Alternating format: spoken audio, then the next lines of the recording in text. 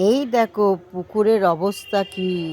কালকে বৃষ্টি হতে কত জল একদম ভর্তি হয়ে গেছে। মাছ বেরিয়ে যাওয়ার সম্ভাবনা আছে।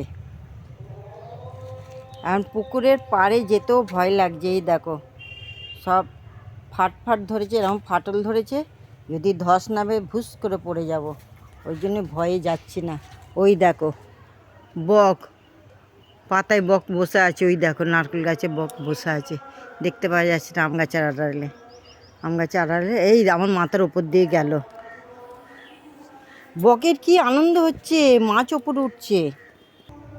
এই দেখো এখানটা বিট করছে, দেখছো ওখানটা বিট করছে, ওখানটা মাছ আছে। আর বক ওপরে বসে আছে। প্রচণ্ড মশা।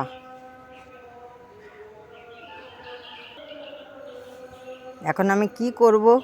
বকের জন্য কতক্ষণ পাহারা দেবো বলো তো? আমি কোথা থেকে বলছি? এটা কোন এলাকা? এটা হচ্ছে গার্ডেন রিচ মেটিয়া ব্রুজ। বুঝতে পারছো? আজ যে শুক্রবার।